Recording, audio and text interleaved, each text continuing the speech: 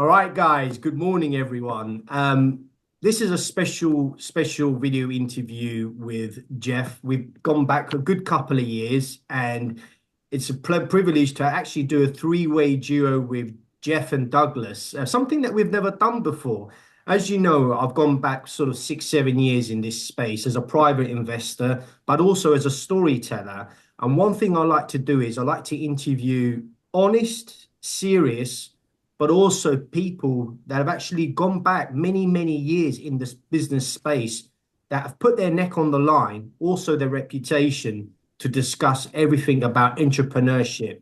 So it's an absolute privilege to have both Geoff and Douglas do this video interview, but to also share to my crowd about the most important topic of today, which is entrepreneur leadership. Something that Geoff mentioned to me a few weeks back about how important it is in today's world and how the world is changing. So it's a great special guest appearance with both Geoff and Douglas. We've never done one of these, and we're here now doing it. And we're going to learn all about what Geoff wants to discuss about and how Douglas can chip in and discuss more about this important topic. So it's great to have you both, guys. Yeah, thank you, Naz. It's an absolute pleasure to be here. And I don't think Douglas is here to just chip in a bit. I think he's going to lead it, actually. As you say, I thought I'd just mention that. Yeah. No, absolutely. We make things real here, and I think that's the most important thing. So, Geoff, Douglas, how you been? Yeah, no, it's good, thanks. And it's always great to connect with you. I think this time on a Tuesday morning, and it's fresh and bright outside. So yeah, I'm looking forward to the conversation, and thanks for having us. Excellent. And I noticed, you've been traveling quite a bit. Geoff, you've been traveling a lot. This topic is very prone to your heart. It's very deep inside you. Same with Douglas as well. I think, it's a very important topic, especially the way the world is changing today. So Yeah, tell I think us. so. I think so. Yeah, I mean, look, you talk about the world changing, and to some degree, it's probably a worn out topic. Everyone's fed up with hearing that we're in a disruptive world and it's constant change. What does it really mean? And I think that what Doug and I would like to do is kind of break that down into pieces and simplify it, because I think there's too much words, too much complication, not enough strategy to execution. And I think this is where Doug and I really excel in life, and where we're very passionate, as you well know. We're very driven. yes, around the things we do, but we're more driven about the mindset and behaviors and attitudinals of others. And what we're seeing is I'm seeing an awful lot of reports with the younger generation, and the severity of cognitive behavior, which is affecting the younger generation, which of course will have an effect on everyone, because we're all integrated into society. And if we're to actually very true. create a society that builds trust and a community, then we've got to address mindset. And that was one of Doug. That was one of the very reasons we set this up, wasn't it, in the first place? Because for years we were observing the behaviors of others, which is in some regards is completely unacceptable, which in some areas it's satisfactory, in other areas it excels. And for the people that do excel with a positive mindset, with a high growth attitude to building the organization, and sort of things like well-being, psychological safety, sharing is caring, togetherness, together to achieve that one overall goal. I think that people have got to change, but they've got to change in the right areas. And I think that there's also the flip side of this. A lot of people are lonely, isolated, and there's a lot of negativity, and this is not good for mental health. As you know, it's not good for breakdowns, and it's certainly not good. We're seeing a rise on general health and well-being today, which and I know it's all the catalyst for this is behavior. That's very important, Doug.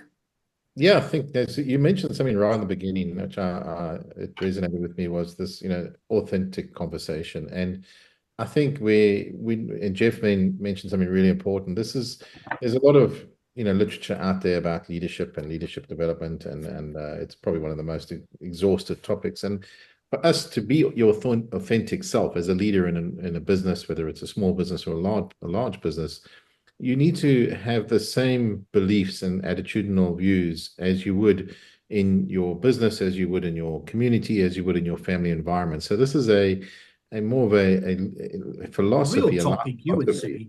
Yeah, it's a very real topic. Correct. You can't be your authentic self if you're one person at work and then you go home or you go into your communities and you're default back to a different person. So it's about having that authentic self and that true North Star of, as Geoff rightly said, the skills, attitudes, beliefs that we believe are a powerful combination that create a really strong underpin of resilience and positivity. And most importantly, in an era where we are being exhausted with such advancements in technology, is to not forget the importance of human to human interaction and deep empathy for others. One of the other topics, as you know, we're very passionate about is trust. And so the ability to listen carefully to people and to allow them to voice their opinions is really important. So yeah, we are super passionate about making the world a better place. That's in business, and if we can extend that into communities, that's even better. But for us, entrepreneurial leadership is a paradigm shift that is made up of many components. Clearly, there's the component of skills and attributes that we've done a lot of work on, and it really forms the umbrella and in this case, executive teams. And secondly, the use of systematic models around growing businesses, innovating brand new businesses, and of course, using these in combination of in the life cycle of where each business is. It was quite interesting. Geoff and I were in Sweden last week with two founders, really exciting founders, and doing some great things that will have a high impact in sustainability. And when we look at what we achieved in literally 2 days, it was amazing. But we actually walked away afterwards on the plane back, and we were saying that was a great example of entrepreneurial leadership, because we brought in all those skills and attributes, and it resulted in an incredibly positive, focused engagement process that allowed us as a team to be highly effective. And that was a great realization. Very We good actually accomplishment. Yeah, very Yeah. good We accomplishment. did it without even going back on the frameworks that we developed. It came naturally, and that's, to me, is incredibly powerful. So, Geoff, I don't know what you thought about Yeah, I think there's a couple of things to what you've just said. First thing is, you're absolutely right about Sweden. When you've got, I think the issue you've got is if you don't have the right energy and skills with competence around the table, everyone can say, "Oh yeah, we're innovative. Yeah, we're doing strategy." Really? Well, how are you doing this? Break it down. Some We people don't always have a said clue, that. do they? They don't. They're lost in the vision. Do you think, Geoff? Or No, a lot of people, unfortunately, a lot of people think the answer to innovation is more AI. everyone's saying that? Yeah, totally Right, agree. right. Yeah, No, no. Let me give you a wake up call, ladies and gentlemen. AI is going to be is superseded now by quant, and unless you clean up your data and you actually have proper governance around your data and your data sets, you're going to get lost somewhere in the ether, because quant speed is 1,000 times AI. So get used to it. Wake up. The answer is not it's not more AI, guys. AI. It's real. It's real. I think as a society, we've become very lazy. I think we're not using the mind. Like I want to go to the corner shop. I use GPS. I use Google to help me get there. Why don't you use your brain?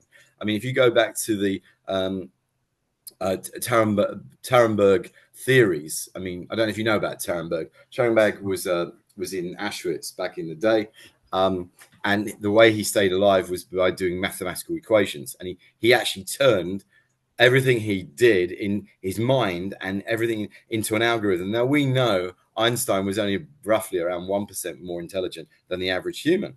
Tarenberg turned his whole mind. So he proved that us as human beings could actually leverage more data, more information, but more importantly, we could actually create our own creativity, our own innovation. And I'm not seeing that. I'm not saying we all need to be superhuman, but what I'm not seeing is a direct correlation right now of really good thinking applied to business. Now, we have got examples. IBM, very good at this. Uber Eats, very good at this. IKEA, very good at this, because they don't just concentrate on data. They've actually built a culture around everything they do. And the culture addresses most people's fears. Most people that are going into corporate now are acting as if it's their last day.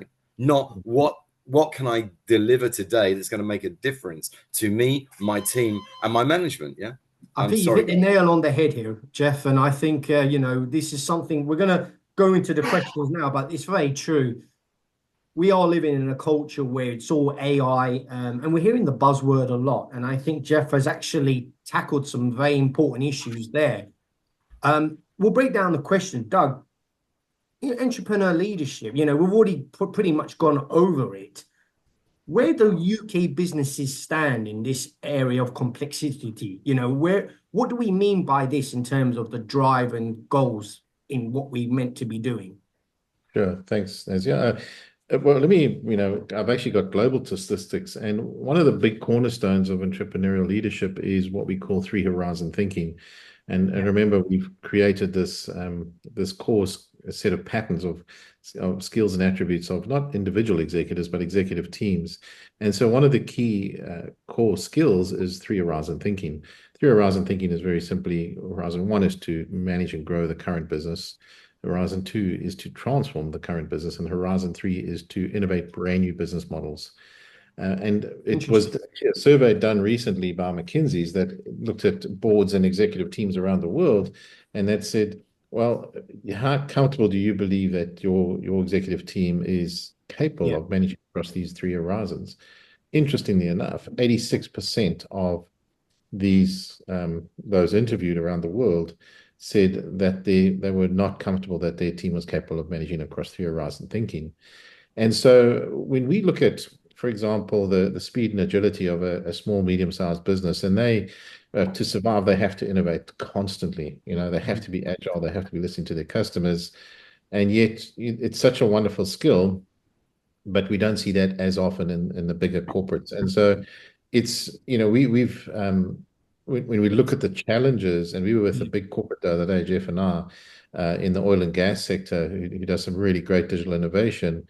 They had kicked off a Horizon 3 business, but I could see the internal cultural challenges of buying into this, from the big mothership. And so it is that particular workshop that we had with that client really epitomized the challenges of organizations culturally, setting themselves up for success across these three horizons of growth. And so for us, it's about saying, and the word entrepreneurial, it's not related to small, medium-sized businesses. It relates to large businesses too, because most boards or big corporates want the agility of a speedboat, even though they're an oil tanker. And so it's this philosophy that what can we learn from very successful entrepreneurs that make them enormously positive, enormously resilient, and very, very successful, and learn from that. So that was also part of our thinking when we looked at these core skills and attributes of leadership teams.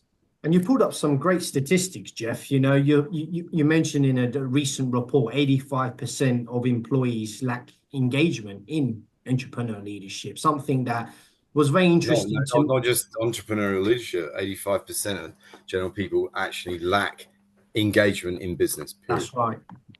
And that's severe. I mean, Doug and I, big numbers there.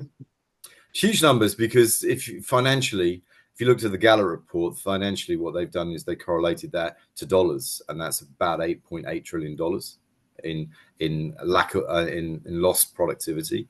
Now, do you think they're losing money in that sense, businesses? Oh yeah, that's 11% of global GDP. That's more than Amazon, Apple, and Google's turnover all put together. Let's put some realities on that. Douglas and I, if you remember, one of the IBM's, one of its core products was design-led thinking and innovation.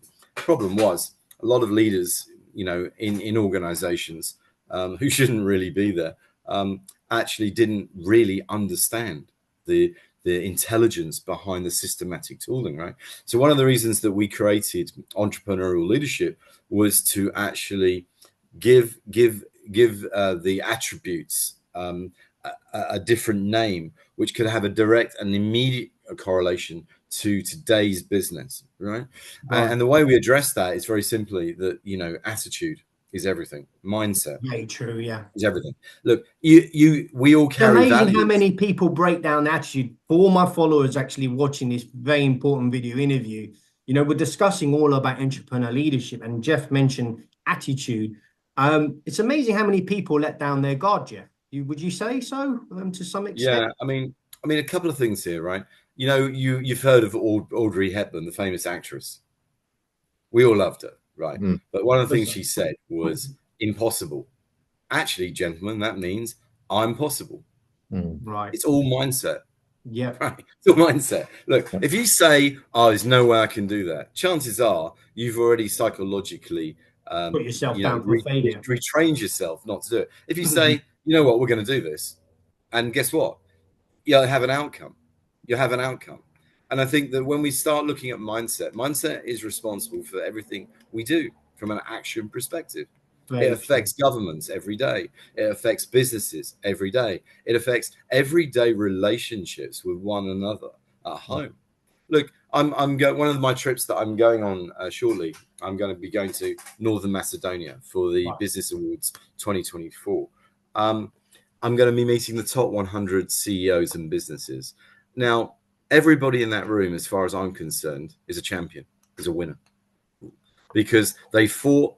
They've been resilient, and I have total respect. Now, when you get the energy of these individuals all coming together, whether they're competitors or not, there will be a joyful celebration, and they should celebrate their success. You said earlier, you know, when you look at the life of an entrepreneur, it's not, oh, how much is the investor going to give me so that I can actually continue my journey. It's very much about, you know, what skin have you actually got in the game? How committed are you, okay, to executing the plan or the concept or the idea? Is this just a fluffy idea that you've basically put on the back of a piece of paper that you think is quite cool at the time? And by the way, you got 3 or 4 other ideas if that one isn't going to work. Or actually, do you believe 100, 200% in what you're doing? Therefore, yeah, the actions that you're putting out, not just to yourself and your immediate surroundings, but the people that are around you, is incredibly important in the success, right? Now, look, I mean, my first book, Freedom After the Sharks, was all about helping people understand what that entrepreneurial journey looks like. Because it's not easy. You know, it's not easy. You know, people lose their houses, people lose their cars, people lose their wives, girlfriends, relationships. In what respect would you say that, in terms of what they've gone through? Because an entrepreneur is very driven, very driven, and it's I mean, look, if I look at IBM, we've looked at about 500-600 companies in 17 years. So we've met, Doug and I have met an awful lot of people, and we can tell in a very short space of time, we can go from 40,000 feet to about 3 feet with the personalities and the individuals that we're generally dealing with, and whether they've got a chance. I mean, look, when you start looking at leadership, and you know, let's look at leadership. McKinsey, PwC, Bain, Oliver Wiley, doesn't matter what report you pick up on global leadership, 84% of leaders are just about able to sustain and maintain the existence of a business, right? Which really worries me. You've seen the statistics. 70% of all transforms fail in the world, right? There's billions and billions and billions of dollars that are just wasted, right? And then you've got a very small percentage of the rest, which probably, a last report I looked at about 8% of global CEOs and leaders, okay, have an ability to pivot under something that we call Horizon 3, okay, as a bucket. So if you start looking at all the trillions of dollars that is turnover in corporate business, enterprise business, SME business, startup business, and you start to look at the sort of mathematics that I've just described, it's a worrying effect. So we believe, Doug and I, with entrepreneurial leadership, has got real mileage, because one of the things that leadership needs to address, and not just sweep it under the carpet or not allowing the board to sweep it under the carpet, is real live matters in today's business world. Okay, mindset, attitudes, belief system, core values, mission, vision, values, tone of voice, personality trait, Very important.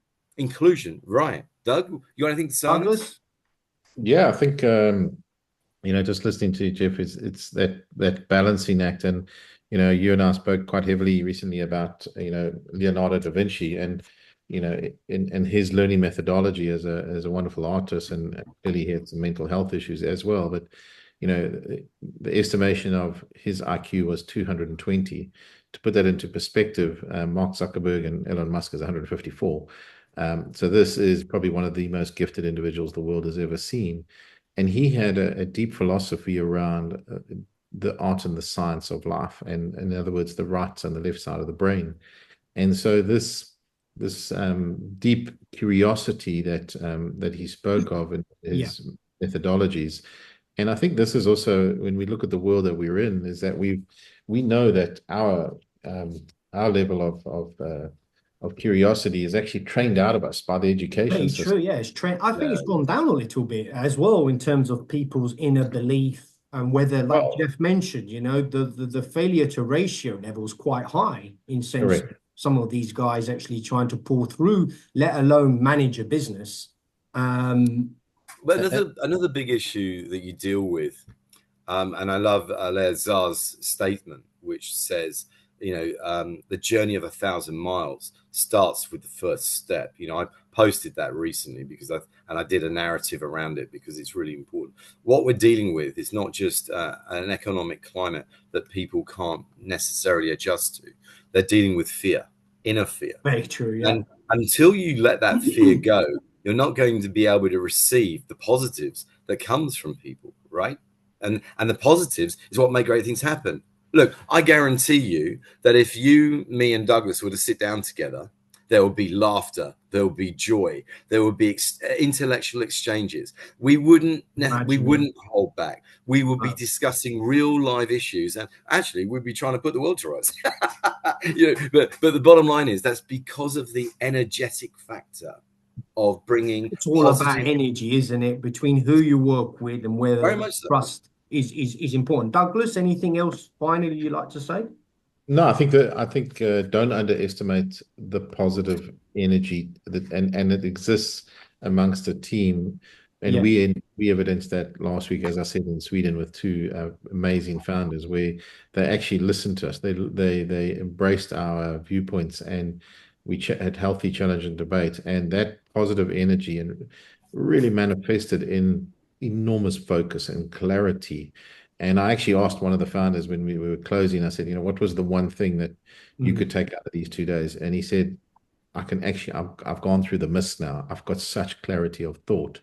And I think that's for me, that positive mindset, that resilient mindset, and the collaboration built with trust, of careful listening, authentic self, really is an important foundation of what I see as wisdom, experience, and trust.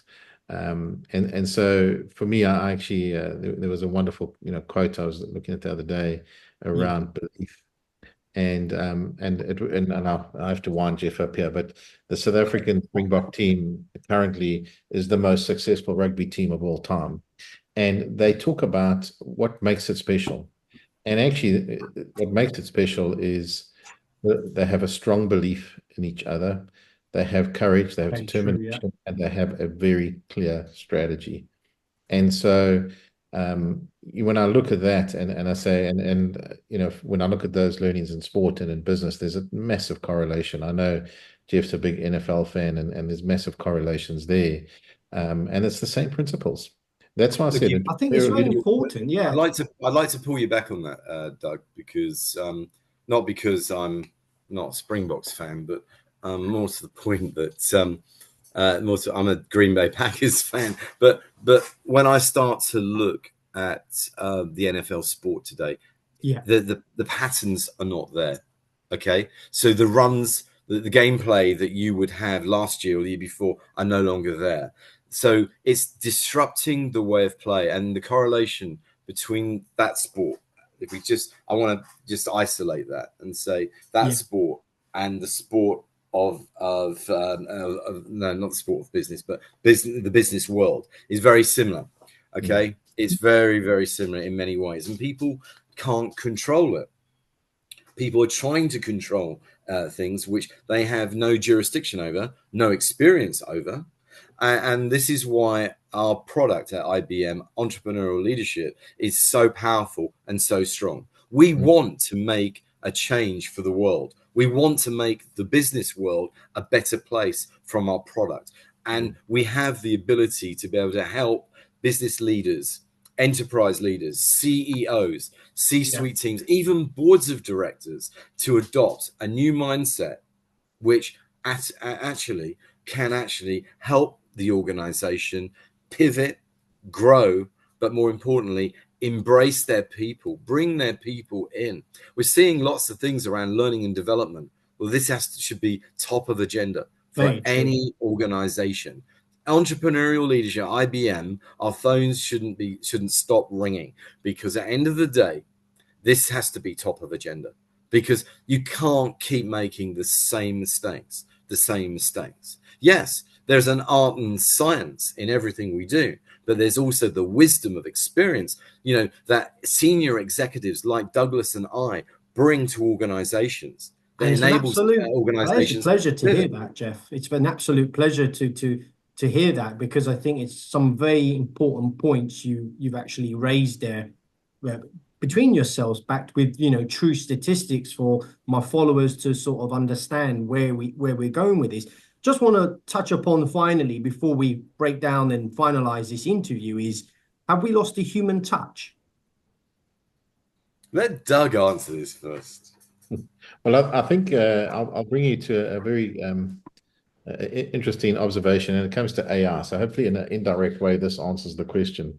So we know there's a massive AI hype globally right now.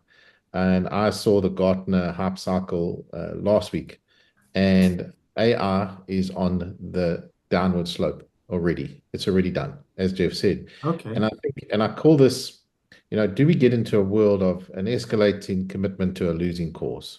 And we were discussing this analogy last week, that we get so wound up in technology and technology advancements and the potential thereof, that actually what we don't see is two things. One, we don't see the next technology around the corner that's going to supersede it so quickly. It creates itself. And number two, we're so busy focusing on technology that we forget about the human touch. And, for me, when I look at the way that we are wired now, and even the youngsters with our phones, is, these things are called instant gratification. Yeah, exactly. And so that importance of when you walk in and you bump into somebody and you're busy, sending a message or something, and somebody greets you and you don't even, acknowledge them, or if you do, it's anecdotal, versus actually stopping and having a 1-minute conversation, an authentic conversation. I do think we have to be more mindful as individuals that the importance of human-to-human interaction is still the most powerful tool, most realistic tool ever in leadership, in everything that we do. Amazing. Geoff? I wrote, I'll finalize that. I agree wholeheartedly with everything Douglas has said, no question. I think he's absolutely on point. I wrote an article some time ago, and I reposted it. We've got 6 minutes on the recorded, on the interview side of things, yeah. Okay. It won't take long. And it says, do more things that make you forget to check your phone. And I'm afraid to say we've become like computers, and we're not spending enough time. There's a slow movement by a gentleman by the name of Carl Honor, and we need to adopt more of the philosophies. Look, Buddhism, funny enough, has become the fastest growing religion in the world. Mindfulness, the ability to be able to relax and actually enjoy one another again, and have the human factor of what makes the human relationships work. If everybody wants to get back to trust, we've got to have more human. And we're not spending enough time. We're constantly looking at notifications, whether they're relevant or whether they're irrelevant. Well, you know what? The people around you are more relevant, and they are super irrelevant. So unless we actually spend time getting to know and understand one another more, and actually cherish one another and have laughter and have joy and have the ability to love. I'm going to use the word love. Why not? Even To love one love, another yeah. more. Then society's got a massive problem, not just in business, but in absolutely everything we do. And right now, I'm not seeing too many great examples of where human relationships are actually important in the world today. Geopolitical issues, government issues, changing government issues. I think we have 26 changing governments, and they're all saying, trust me, and it's not working. In business, it's all about trust in relationships, because people are afraid to actually step outside of their trusted triangles to actually spend time with one another within real relationships, not transactional relationships, relationships Unreal, yeah. in the 5D, right? And then I'm afraid to say at home, and sort of, relationships in love with, at home has never been a bigger disaster in the world today. Nobody trusts websites. Nobody trusts dating apps. Nobody trusts one another at home either. So we've got to change. It needs a shake up. We need to absolutely shake all of this up. And I think a good start of that would be actually to embrace the human touch and embrace human to human. We're going to events now more. We're spending time with one another. We're going to conferences. We're actually learning and we're growing. And at the same time, we should be growing within our relationships too. Something that's changed a lot past pro-COVID to where we are today. And I think you've made some very fair points, Geoff, especially Douglas, mentioning more about how we can interact with one another. Geoff, Douglas, it's great to interview you both and, learn all about, what you both had to say. Very respected individuals in this space. I've learned a lot, and I'm hoping my community also learns a lot. It's very important, some of the points you mentioned. And is anything finally you like to say?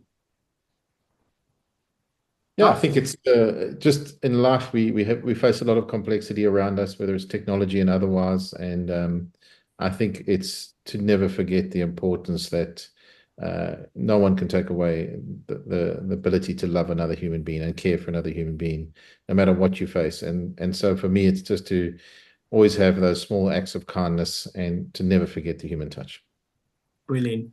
Geoff? I think finally for me, look, it's very easy to forget, and time runs. We're on a treadmill, runs very fast. Again, I believe that we should make time for one another. Don't underestimate the power of those one-to-one relationship coffees and teas and or a beer. Go out for a glass of wine.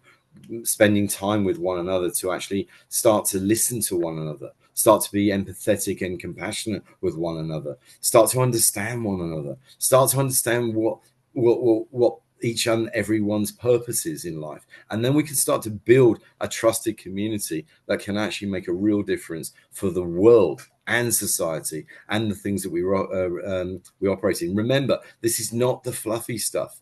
This has a direct correlation to our economy, to our economy, right? Yeah. And we need to be more compassionate and considerate of one another, not ghosting one another, not dropping or blocking one another, enriching and encouraging us to come together. And then you can start talking about real innovation, real creativity, and the ability to execute at the highest level, really impressive things that makes a difference to the world. Right. Geoff, and that's what I think where we got to go. Great way to close this interview. I hope my followers enjoyed this as much as I did. Two respected high individuals in this space. I've gone back with Geoff a good few years as well as Douglas, and it's very much a privilege to interview them both and actually share their time, give their time to actually tell us all about this very important topic. So it's an absolute honor to have both Douglas and Geoff in this interview. Thank you. Thanks, Naz. Cheers, Naz. Thank you. Thank you.